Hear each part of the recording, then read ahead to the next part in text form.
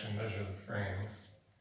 All right, these are the new rough window openings that we reframed with new drywall. Now they're actually square and level, because the old windows were totally not square or level or whatever. Mama? All right, so we drywalled around the sewer pipe in the kitchen. So that's all drywalled in.